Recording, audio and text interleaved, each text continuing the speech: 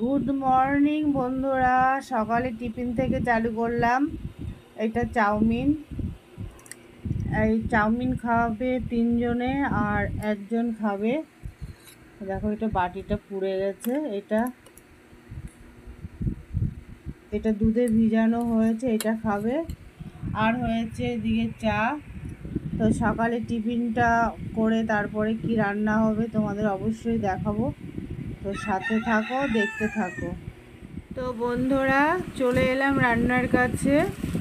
এই কটা মাছ করব আজকে।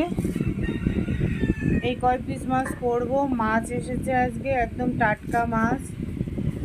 এই কটা ফ্রিজে রাখবো।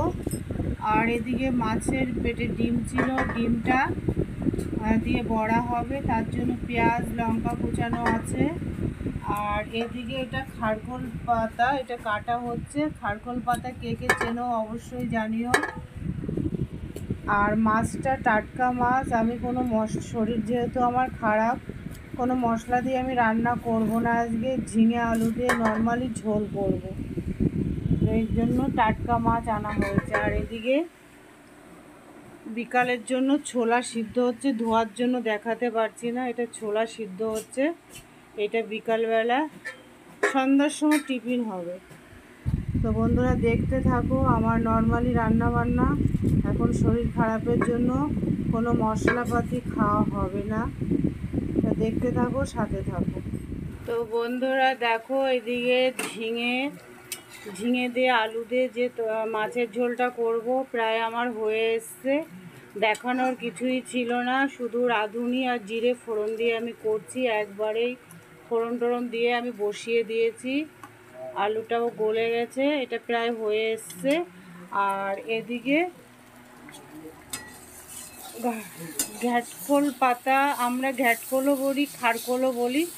ওটা রসুন আর কালো জিরে ফোড়ন দিয়ে এটা ভাজা করছি, ভেজে এটাকে আমি বাটবো শিলে। আর এদিকে মাছের ডিম, এটা সব রেডি আছে। এটা চটকিয়ে আমি এর মধ্যে হলুদ লবণ দেব, তারপর পরিমাণ মতন হলুদ, পরিমাণ মতন লবণ দিয়ে এটাকে আমি ভাজবো। তো তোমরা দেখতে থাকো, সাথে থাকো। তো বন্ধুরা দেখো, টাটকা মাছ দিয়ে আমি ঝিঙে আলু দিয়ে একদম নর্মালি একটা তরকারি করেছি। আর এদিকে মাছের ডিমের বড়া হয়ে গেছে। আর এখানে ঘ্যাটকোল পাতা বাটা, খারকোলও বলে কেউ, ঘ্যাটকোলও বলে, যাই হোক। আর এদিকে আমি ডালটা একটু গরম করছি, এটা কালকের ডাল ফ্রিজে ছিল, এটা একটু ফুটিয়ে নিচ্ছি। আর এদিকে ভাত হয়ে গেছে।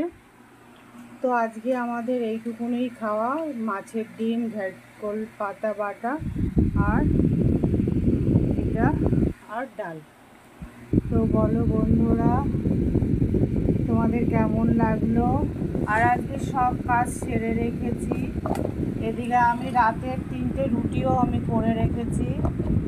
আর এদিকে বিকালের সন্ধ্যার সময় টিফিনের জন্য ছোলা।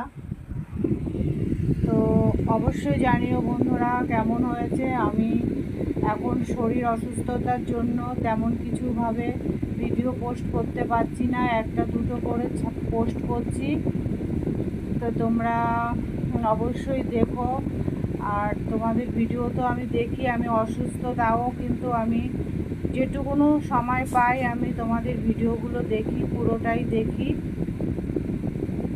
তা এখানে আমি শেষ করছি। ভালো থেকো, সুস্থ থেকো তোমরা। আর আমার ভিডিওগুলো যদি ভালো লাগে লাইক কমেন্ট শেয়ার করো, পাশে থেকো, আমিও তোমাদের পাশে আছি। রাখছি, বাই, টাটা।